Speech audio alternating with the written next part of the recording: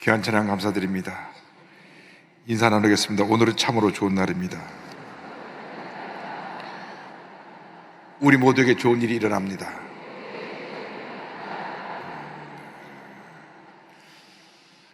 기도하겠습니다. 사랑과 은혜와 자비가 무한하신 하나님 아버지, 우리에게 참으로 좋은 날을 허락해 주신 은혜를 감사드립니다.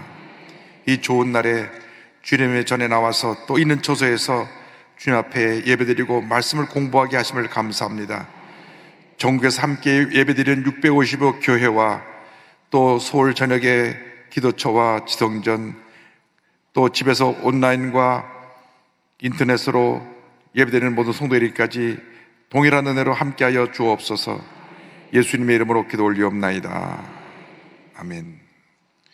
오늘 로마서 2장 1절로 15절의 말씀을 가지고 하나님의 심판에 대한 제목으로 말씀의 은혜를 나누기 원합니다. 하나님은 사랑의 하나님이시고 공의의 하나님이십니다. 우리를 얼마나 사랑하시는지 그의 독생자 예수님을 이 땅에 보내셔서 우리의 죄를 다 대신 짊어지고 우리를 대신하여 돌아가게 하셨습니다. 왜 그러한 일을 하게 하시느냐? 죄에 대해서는 심판이 있어야 되는데 하나님은 사랑의 하나님이시지만 공의의 하나님이시기 때문에 죄의 문제를 그냥 넘어갈 수 없어서 죄를 심판하시기 위해서 우리를 대신해서 예수님을 모든 죄를 짊어지고 십자가에 돌아가셔서 죄의 심판을 받게 하신 것입니다. 그래서 하나님의 사랑에 근거한 공의가 우리 기독교 신앙의 본질입니다.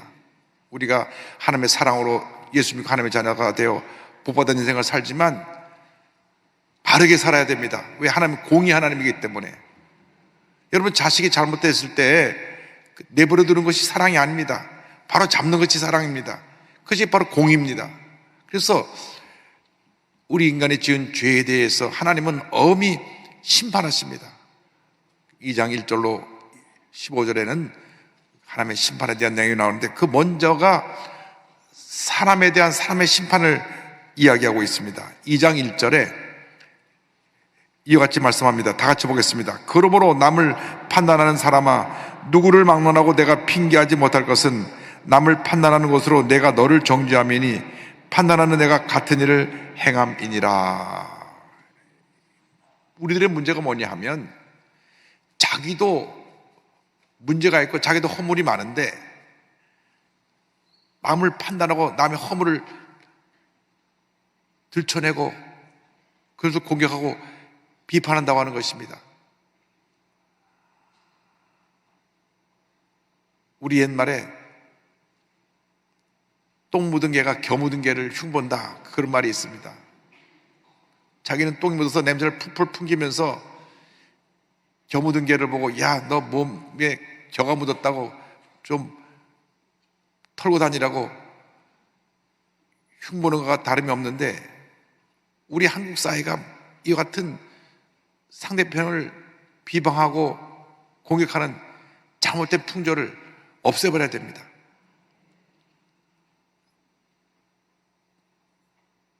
지난번 선거할 때까지만 우리가 봐주고 이제 봐주면 안 됩니다.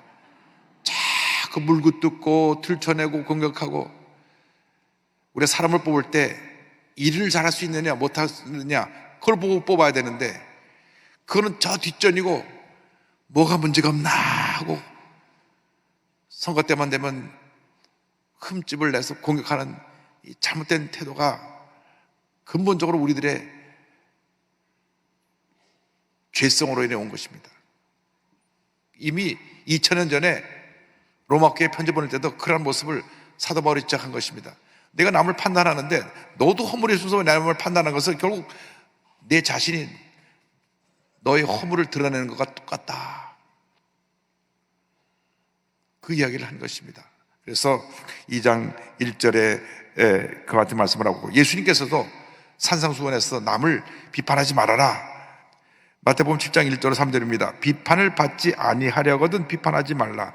너희가 비판하는 그 비판으로 너희가 비판을 받을 것이요 너희가 헤아리는 그 헤아림으로 너희가 헤아림을 받을 것이니라. 어찌하여 형제 눈 속에 있는 티는 보고 내 눈 속에 있는 들보는 깨닫지 못하느냐. 한낱 남의 허물만 들춰내는데 자기는 더 허물이 많은데도 자꾸 남의 허물을 들춰내는 것을 예수님 말씀하셨습니다. 내가 더 허물이 많은데 왜 자꾸 남의 얘기를 하느냐. 그러므로 남을 판단하지 마라. 이 세상의 진정한 재판장은 하나님 한 분뿐이시니까 하나님 앞에 바로 서서 바르게 살아야지. 자꾸 남의 허물을 들춰내고 그렇게 다투고 하면 그것은 우리 인간 사회를 파괴하는 잘못인 것을 말씀해 주고 있습니다. 그래서 이러한 사람에 대한 하나님의 판단에 대해서 2절 3절은 이와 같이 말씀합니다. 2절 3절 보겠습니다. 이런 일을 행하는 자에게 하나님의 심판이 진리대로 되는 줄 우리가 아노라. 이런 일을 행하는 자를 판단하고도 같은 일을 행하는 사람아 내가 하나님의 심판을 피할 줄로 생각하느냐. 하나님 앞에서 우리가 이런 잘못을 한 것은 하나님의 심판 앞에 우리가 서게 되는 것이다. 하나님의 심판은 공의로워서 모든 사람이 하나님 앞에서 자기의 잘잘못에 대해서 심판을 받게 될 것인데 너희들이 하나님 앞에서 어떻게 남을 판단하고 정죄함으로 이런 잘못을 할 수 있느냐. 성경은 지적하고 있습니다. 하나님의 심판은 그루도 피할 수 없습니다. 하나님의 심판은 진리의 근간, 공의로운 심판입니다. 이 하나님께서 우리에게 하나님의 말씀이라고 하는 진리를 주셔서 이 말씀의 거울에 비춰보면 우리들의 허물이 무엇인지가 다 낱낱이 드러나게 되어 있습니다. 그러므로 우리가 하나님 앞에 회개하고 우리 자신을 돌이켜야지 우리가 서로 물고 뜯으면 피차 망할까 조심하라고 성경은 경고하고 있는 것입니다. 근데 참으로 감사한 것은 우리가 그렇게 서로 남을 물고 뜯고 비판하면서 그렇게 하나님 앞에 잘못을 행하고 있음에도 불구하고 하나님은 길이 참으신다. 길이 참으신 하나님에 대해서 로마서 2장 4절로 5절은 말씀합니다. 다 같이 보겠습니다. 혹 내가 하나님의 인자하심이 너를 인도하여 회개하게 하심을 알지 못하여 그의 인자하심과 용납하심과 길이 참으심이 풍성함을 멸시하느냐. 다만 내 고집과 회개하지 아니한 마음을 따라 진노의 날 곧 하나님의 의로운 심판이 나타나는 그날에 임할 진로를 내게 쌓는도다. 하나님 지금 오래 참는데 하나님이 인자하시고 궁일함이 많아서 오래 참는데 그걸 갖고 너희들이 함부로 멸시하고 그렇게 죄를 자꾸 짓고 있느냐. 성경은 지적하고 있는 것입니다. 하나님이 오래 참으시는 것은 우리가 하나님 앞에서 회개하고 돌이키게 하기 위함인 것입니다. 자식이 자꾸 속을 썩여도 부모가 참고 또 참고 참는 것은 자식이 바른 길로 가도록 부모님이 참고 있냐면서 자녀를 바로 잡아주는 것처럼 하나님께서 우리가 잘못돼도 또 참고 참으시면서 회개하기를 기다리고 계시는 것입니다. 하나님이 길이 참으시는 이유는 하나님이 인자와 긍휼하심이 넘치시기 때문에 그렇습니다. 하나님이 인자하신 하나님이시고 긍휼하신 하나님이시기 때문에 참으시고 또 참으시고 또 참으시고 또 참으시는 것입니다. 하나님이 죄를 지었을 때마다 사람을 심판하셨다면 인류 역사는 벌써 수천 번, 수만 번, 수억 번 다 끊어졌을 것입니다. 인간이 돌아서기만 하면 또 죄를 짓고 또 죄를 지었으니까 아담과 하와 이후 인류 역사는 죄의 역사였습니다. 죄가 끊임없이 우리 인류를 괴롭혔습니다. 지금 러시아가 우크라이나를 침공해서 그 많은 피해를 입히고 있고 그 많은 무고한 사람들을 죽음으로 몰아가고 있는데도 회개하지 않습니다. 참으로 안타까운 것은 러시아나 우크라이나나 기독교가 지금 절대적인 영향을 미치고 있는 나라입니다. 기독교의 뿌리 가운데 정교회라는 것이 있습니다. 정교회. 우리는 개신교 프로테스탄트로서 프로테스탄트 교회에 성령으로 나가는 오순절파의 하나님의 성의 교단이지만은 이 러시아나 우크라이나나 동부 유럽은 정교회라 그래서 오소독스 처체라 그래서 세계 교회 역사를 보면 1054년에 캐톨릭으로부터 갈라져서 나온 그러한 기독교가 정교회입니다. 지역으로 보면 동로마 지역을 중심으로 한 이 동유럽에 있는 분들이 캐톨릭이 잘못됐다. 캐톨릭은 정통적인 신학을 지키지 않는다. 그래서 우린 정통적인 신앙을 따라가야 된다. 그래서 1054년에 캐톨릭에서 갈라져 나와가지고 오르소독스 철치, 그래서 이 정교회가 탄생이 됐습니다. 그 정교회에서 가장 큰 영향을 미치고 있는 나라가 러시아고, 우크라이나도 정교회고, 뭐 폴란드 이쪽이 다 동유럽의 정교회입니다. 그리고 1517년에 캐톨릭이 정말 타락했다. 그래서 마르틴 루터가 10월 31일 날 종교개혁을 일으켜가지고 다시 갈라져 나온 것이 프로테스탄트, 거기서 루터교가 탄생되고 장로교 탄생되고 감리교, 성결교, 그 다음에 우리 순복음 오순절이 탄생돼가지고 오늘 이르게 된 것입니다. 그래서 지금 그들이 기독교 국가인데 하나님의 뜻을 저버리고 서로 같은 종교의 기독교인들끼리 총을 쏘고 죽이고 하는 이러한 잘못을 하고 있는 것입니다. 그것이 우리 인간의 죄성입니다. 어떻게 같은 크리스찬들끼리 이런 일이 있을 수가 있습니까? 푸틴 대통령의 자문위원도, 종교 자문위원이 종교회 크릴 대주교입니다. 그것도 종교 자문위원 중에 한 사람이 러시아 전체 복음주의 연맹의 세르게이 총회장이라는 총회장이 지난번 저에게 모스크바 초청장을 보내줘서 가서 인도하고 왔는데, 그렇게 기독교인에 둘러싸이는 그 대통령이 그런 잘못된 판단을 하는 것입니다. 그것은 죄라고 하는 것이 그 사람 마음속에서 자기의 일을 합리화시키기 때문에 그렇습니다. 근데 하나님이 참으시는 것입니다. 하나님이 참지 않으시고 그때마다 심판하셨으면 다 죄질 때마다 심장마비가 올지어다, 그럼 인류 역사 끝났을 거예요. 우리 나가다 심장마비 걸릴 사람 많습니다. 우리가 자꾸 생각이 죄를 짓고 말이 죄를 지으니까. 근데 하나님이 참으시는 겁니다. 시편 117편 2절에 우리에게 향하신 야훼의 인자하심이 크시고 야훼의 진실하심이 영원함이로다. 할렐루야 말씀합니다. 이사야 3장 18절에 그러나 여기서 기다리시나니 이는 너에게 은혜를 베풀려 하심이요 일어나시니 이는 너희를 궁일이 여기려 하심이라. 대저 야훼는 정의 하나님이시라. 그를 기다리는 자마다 복이 있도다. 하나님이 인자하시고 사랑이 많으셔서 오래 참으시고, 참으신 이유가 뭐냐? 우리를 회개하기 위해서. 여러분, 회개는 빠를수록 좋습니다. 우리가 죄를 지었으면 빨리 하나님 앞에 잘못했습니다, 잘못다고 회개해야 되는 것입니다. 자꾸 아니다 하다 보면 더 큰 시련을 당하게 되는 것입니다. 그러므로 우리가 늘 하나님 앞에 나의 잘못된 모습이 무엇인가 살펴보고 회개하고 하나님 기뻐하신 모습 살아가는 우리 모두가 되어야 됩니다. 그래서 성경은 그 뒤에서 심판하신 하나님에 대해서 말씀을 합니다. 하나님께서 각자 행한 대로 보응하신다고 6절을 말씀합니다. 다 같이 보겠습니다. 하나님께서 각 사람에게 그 행한 대로 보응하시되. 사람들이 자기가 행한 대로 그 열매를 거두게 되는데, 선을 행한 사람은 선을 행해서 선의 열매를 거두게 되고, 악을 행한 사람은 악을 통해서 악의 열매를 거두게 됩니다. 그런데 선을 행한 자에게 하나님 주신 축복이 영생의 축복입니다. 로마서 2장 10절을 같이 보겠습니다. 참고 선을 행하여 영광과 존귀와 썩지 않음을 구하는 자에게는 영생으로 하시고.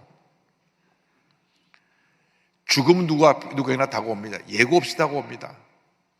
코로나19가 지나가면서 얼마나 많은 분들이 천국에 가시는지 모릅니다. 그런데 우리 예수 믿는 사람은 죽음에 대해서 두려워하지 않는 것은 죽는 순간 우리는 영생으로 들어가는 것입니다. 영원한 천국으로 들어가는 것입니다. 눈물도 근심도 걱정도 고통도 괴로움도 없는 천국으로 가는 것입니다. 더 이상 우리가 미워하고 다툴 필요가 없습니다. 병들어 누울 필요가 없습니다. 천국 가면 그것이 기쁨이고 축복이고 은혜이고 영생입니다. 그렇게 좋은데 먼저 가라면 다 싫어해요. 인간이 육신에 대한 욕심이 많아서 그렇습니다. 어쨌든 여기 우리 땅에 있는 동안 우리에게 주신 사명을 깨달아 알고 하나님 영광을 살아가는 게 중요합니다. 그리고 영생을 주시고 선을 행한 자에게 영광과 존귀와 평강을 주신다. 10절 말씀 보겠습니다. 선을 행하는 각 사람에게는 영광과 존귀와 평강이 있으리니 먼저 유대인에게요 그리고 헬라인에게라. 선한 일을 행하는 자에게 영광과 존귀와 평강이 있을 것이다. 이 세상 사는 동안 선을 행하는 자가 존귀함을 받게 되고 마음의 평안함을 얻게 됩니다. 악을 행하는 사람의 특징은 마음이 불안합니다. 잠을 자지 못합니다. 신창원이라고 하는 정말 유명한 도둑이 있었는데 얼마나 오랫동안 피신하고 다녔는지, 그를 잡으려고 현상금을 걸고 전국을 뒤졌는데 참 오랜만에 잡혔습니다. 그런데 잡히고 나서 그분이 한 말이 있습니다. 아이고, 이제 내가 평안히 발 뻗고 자겠다. 도망다니는 날은 하루도 편하게 잠을 못 잤다는 겁니다. 그러나 마음의 평안이라는 것은 하나님이 주셔야 됩니다. 선을 행한 자에게 평안함을 주시리로다. 할렐루야. 악을 행한 자에게, 특별히 당짓고 불의를 행하는 자에게는 진노와 분노로 하나님 벌 주신다. 8절 말씀 다 같이 보겠습니다. 오직 당을 지어 진리를 따르지 아니하고 불의를 따르는 자에게는 진노와 분노로 하시리라. 여기 당을 짓는다는 말을 굉장히 우리가 주목해 봐야 됩니다. 당 짓는다는 것은 나쁜 일을 도모하는데 하나가 된다는 하는 것입니다. 혼자 죄를 짓고 혼자 벌을 받으면 되는데 자꾸 끌어들입니다. 자꾸 끌어들여요. 요번에 전 남편을 살해하고 잡힌 이은혜라는 사람도 자꾸 끌어들여갖고 이 사람 끌어들이고 그 사람 끌어들여서 같이 감옥에 가게 됐는데, 교회 내에서 가장 주의해야 될 것이 당 짓는 것입니다. 좋은 일 하기 위해서 하나가 되는 것은 누가 뭐라 그랬어요? 우리가 나가서 봉사하고 구제하고 의료 선교 나가고 한국에는 다문화 가족 선교 나가고 얼마나 좋은 일입니까? 그런데 당을 짓는 것은 아니고 문제를 일으키고 싸우고 편가르게 하고 이런데 당을 짓는 것은 하나님이 진노와 분노가 임한다 말씀했습니다. 여러분 기억하시기 바랍니다. 교회는 하나님의 영광을 위해서 선한 일을 하기 위해 모인 곳이지 당지고 싸우려고 모인 것이 아닙니다. 그것은 악한 원수마귀가 나쁜 일을 하는 일에 동참하는 것입니다. 교회는 예수님의 몸입니다. 우리는 하나입니다. 하나가 되어야 됩니다. 분열시키고 편가르게 하고 상대편을 저주하고 공격하는 것은 하나님의 뜻을 거역하는 것입니다. 철저히 우리는 하나가 되어야 됩니다. 그래서 그렇게 죄를 짓는 사람들에게 환난과 공고로 심판하신다고 9절을 말씀합니다. 9절 다 같이 보겠습니다. 악을 행하는 각 사람의 영에는 환난과 공고가 있으리니 먼저는 유대인에게요 그리고 헬라인에게. 환난과 공고가 있을 것이다. 환난과 공고가 있을 것이다. 악한 사람은요 발 뻗고 편하게 못 자요. 늘 불안하고 늘 자기가 지은 죄가 들킬까봐, 누가 쫓아올까봐 늘 걱정하고 염려합니다. 근데 악한 사람이 악한 일을 하다 보니까 거짓말을 하다가 거짓말을 만들어내고 나중에는 큰 죄인 돼서 감옥에 들어가게 됩니다. 여러분 돌이켜야 됩니다. 처음 잘못해서 빨리 돌이켜야 됩니다. 회개는 빠를수록 좋습니다. 우리 예수 믿는 사람은 하나님 앞에 늘 바로 서기 위해서 노력하고 하나님께 인정받는 삶을 살게 노력해야 되는 것입니다. 한국에 1천만 크리스찬만 바로 서면 우리 대한민국의 미래가 있습니다. 우리 대한민국은 잘 될 것입니다. 왜? 1천만이 양심을 가지고 법을 지키고 바른 길로 가니까, 편가르기 하지 아니하고 공정한 사회를 만들어 나가고 정말 사랑을 실천하고 소외되고 가난하고 헐벗은 사람을 도와주는 일을 하니까 우리 기독교인 1천만이 바로 서면 이 나라가 복된 나라가 되는 것입니다. 지금 너무나 많이 편이 나눠져 있습니다. 이 조그만 땅덩어리가 동쪽 서쪽으로 나눠져 있어요. 태어나 보니까 동쪽이고 태어나 보니까 서쪽인데 뭐 그걸 가지고 어서 태어났수? 그게 무슨 상관이 있습니까? 태어나는 대한민국에서 태어난 것이죠. 제가 전주시인데 이원 목사님 호남에서 태어나시오? 저희는 월남 가족이고 서울에서 태어났는데 어디서 태어난 게 중요한 것이 아닙니다. 우리는 하나님의 자녀로 대한민국 국민이라는 게 중요한 것입니다. 이 정치하는 사람들이 나빠요. 오늘 정치하는 분이 여기 오셨는데 이분들이 다 편가르게 해놨다니까요.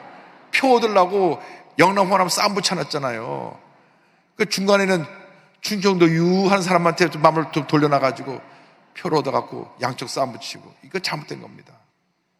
제가 여기 오신 분한테 말씀드리는 게 아니고요. 제가 우리 유 의원님은 존경하니까. 근데 정치하는 분들이 표를 얻으려고 편가르게 나고, 그 다음에 또 뭘 나누냐면 이념적으로 좌우를 나눠놨어요. 여러분, 진보도 필요하고 보수도 필요한 겁니다. 우리 예수님 사람은 딱 중립에 서서 자리를 지켜야 됩니다. 진보도 필요하고 보수도 필요한데, 보수는 뭐냐? 지키자는 거고, 진보는 뭐냐? 바꾸자는 겁니다. 근데 바꿀 건 바꾸고 지켜야 되는데, 진보는 무조건 되고 다 바꿔야 된다고, 무조건 되고 못 바꾼다고 그러니까 싸움이 붙이는 거예요. 그래서 우리 예수 믿는 사람들은 진보 보수를 다 품고 하나가 되어야 될 줄 믿습니다. 또 가진 사람 못 가진 사람 또 편을 갈라놨어요. 가진 사람은 없는 사람에게 나눠줘야 되고, 없는 사람은 열심히 또 노력해서 또 자기가 살 수 있는 그런 기본을 마련해야 되는데 또 편을 갈라놓으니까 이것이 많은 문제를 일으킵니다. 근데 성경에서는 절대 그런 걸 하지 말라고 했습니다. 절대 당짓지 마라, 편 가르게 하지 마라. 하나님이 기뻐하지 않으신다. 그래서 우리는 하나님이 기뻐하는 삶을 살아야 될 것입니다. 하나님은 외모로 사람을 취하지 않으십니다. 11절 다 같이 보겠습니다. 이는 하나님께서 외모로 사람을 취하지 아니하십니다. 우리 겉모습이 어떻든지 그게 중요한 것이 아니라 속 마음이 바로 돼야 되고 하나님의 진실되어야 됩니다. 사도행전 10장 34절에 베드로가 입을 열어 말하되 내가 참으로 하나님은 사람을 외모를 보지 아니하시고, 사무엘상 10장 10절에 이와 같이 말씀합니다. 여호와께서 사무엘에게 이르시되 그의 용모와 키를 보지 말라. 내가 이미 그를 버렸느라. 내가 보는 것은 사람과 같지 아니하니 사람은 외모를 보거냐 나 야훼는 중심을 보느니라 하시더라. 근데 하나님께서 우리에게 바로 살기 하기 위해서 율법이라는 것을 주셨습니다. 우리나라가 법치국가입니다. 법을 지켜야 되는 나라입니다. 이 법이라는 건 뭐냐? 바르게 살도록 기준을 만들어 놓은 것입니다. 법을 어기면 범법자가 돼서 감옥에 갑니다. 그래서 하나님께서 우리에게 준 영원한 법이 뭐냐? 하나님의 말씀, 율법입니다. 율법. 그래서 이방 사람들에게, 유대인들에게는 다 율법을 줘갖고 율법을 통해서 자기가 무엇을 잘못했는지 깨달아 알게 하셨습니다. 그런데 하나님을 모르는 사람들, 이방 사람에게 무엇을 주셨느냐? 그 마음의 본성, 양심을 주셨습니다. 양심. 그래서 유대인이나 이방이나 하나님 앞에서 다 죄를 졌을 때 심판을 받게 되는 것입니다. 2장 12절 보겠습니다. 무릇 율법 없이 범죄하는 자는 또한 율법 없이 망하고, 무릇 율법이 있고 범죄하는 율법으로 말미암아 심판을 받으리라. 그러니까 율법 없이 범죄하는 자는 그 양심에 따라서 잘못된 그 죄를 졌기 때문에 그래서 망하고, 율법이 있는데도 율법을 지키지 않는 사람은 율법을 지키지 않는 대로 벌을 받는 것이다. 그래서 율법은 지킴으로 의롭다 하심을 받는다고 되어 있습니다. 13절입니다. 하나님 앞에서 율법을 듣는 자가 의인이 아니요 오직 율법을 행하는 자라야 의롭다 하심을 얻으리니. 그러니까 중요한 것은 우리가 법을 아는 것도 중요하지만 법대로 사는 것이 더 중요합니다. 법을 알고 지키지 않으면 무슨 의미가 있습니까? 성경을 알고 성경의 진리를 알면서도 지키지 않으면 무슨 의미가 있습니까? 성경대로 살아가고 하나님 앞에서 진실과 사랑으로 살아가는 것이 우리에게 주시는 복이 될 줄로 믿습니다. 그런데 이제 예수를 믿지 않은 사람들에게는 그 본성, 양심을 주셨다고 말씀합니다. 14절 15절입니다. 율법 없는 이방인이 본성으로 율법의 일을 행할 때에는 이 사람은 율법이 없어도 자기가 자기에게 율법이 되나니 이런 이들은 그 양심이 증거가 돼요.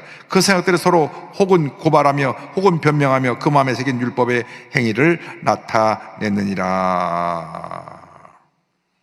그래서 하나님께서 모든 사람들의 마음속에 양심이라고 하는 선악을 구별하는 능력을 주셔서 예수를 믿든지 안 믿든지 나쁜 짓 하면 자기가 압니다. 자기 마음이 알아요.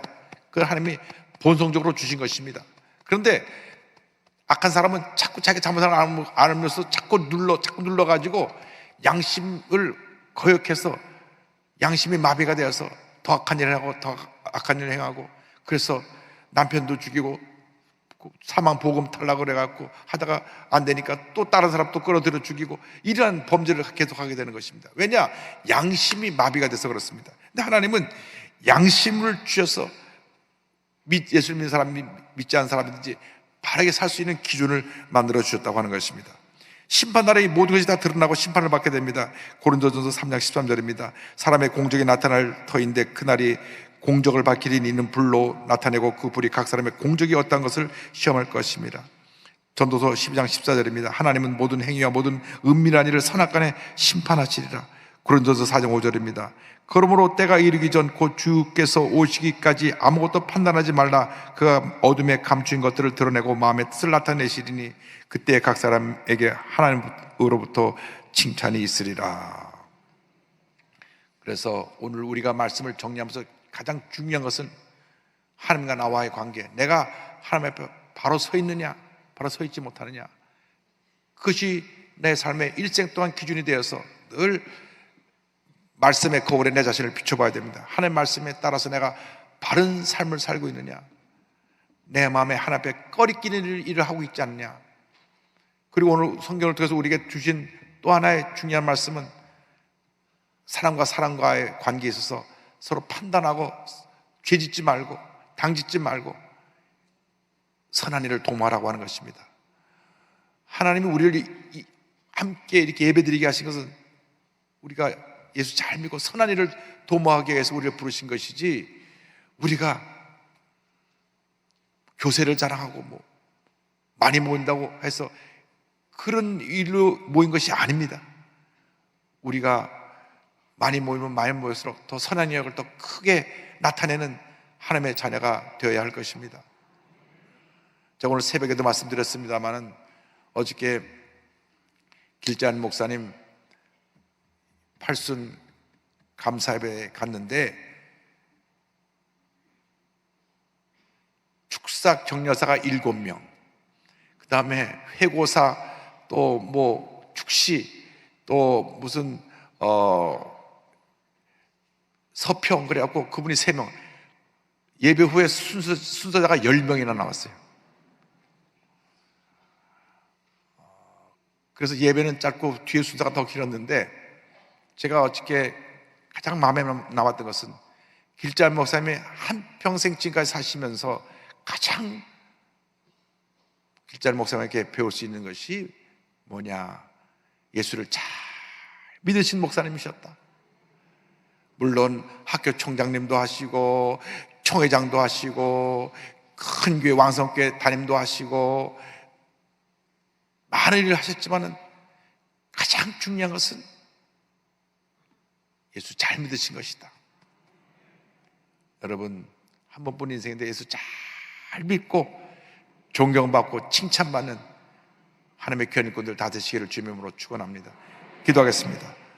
사랑과 은혜와 자비가 멀으신 하나님 아버지, 오늘 말씀의 거울에 자신을 비추어서 하나님 앞에 바로 서게 하시고 하나님이 기뻐하신 뜻을 따라 선한 영향을 끼치며 살아가는 주님의 귀한 일꾼 될 수 있도록 은혜 내려 주옵소서. 예수님의 이름으로 기도 올리옵나이다. 아멘. 아픈 자리에 손을 얹고 가슴에 손을 얹고 기도합니다. 사랑과 은혜와 자비가 무한하신 하나님 아버지, 저들이 믿음으로 손을 얹고 기도하오니 주님 저희들의 문제를 해결하여 주시고 병을 고쳐주시고 주님의 평안함이 임하게 하여 주시옵소서. 나사렛 예수 그리스도의 이름으로 명하노니 모든 문제는 묶음을 놓고 떠나 갈지어다. 심한 두통, 불면증, 우울증, 노래제, 각종 질환은 묶음을 놓고 떠나 갈지어다. 나사렛 예수 그리스도의 이름으로 명하노니 눈과 코와 입과 목의 모든 질병은 떠나 갈지어다. 어깨, 척추, 허리, 관절의 병이 물러갈지어다. 심장병, 위장병이 떠나갈지어다. 고혈압, 당뇨가 물러갈지어다. 악성 종양암은 떨어져 나갈지어다. 피부병, 난치병, 불임증은 물러갈지어다. 자녀를 위한 기도가 응답될지어다. 가정의 복을 받을지어다. 직장과 사업의 복을 받을지어다. 모든 기도의 제목이 주의 뜻 가운데 응답이 될지어다. 기도하고 구한 것은 받은 줄로 믿어라. 감사하고 예수님의 이름으로 기도 올리옵나이다. 아멘. 지금은 우리 그저 주 예수 그리스도의 무한하신 은혜와 하나님 아버지의 크고 넓으신 사랑과 성령의 감동감화 교통 인도 충만하게 하심이 하나님 앞에 늘 바로 살기를 원하는 주님의 귀한 백성들 위해 지금도 영원토록 함께 있을지어다. 아멘.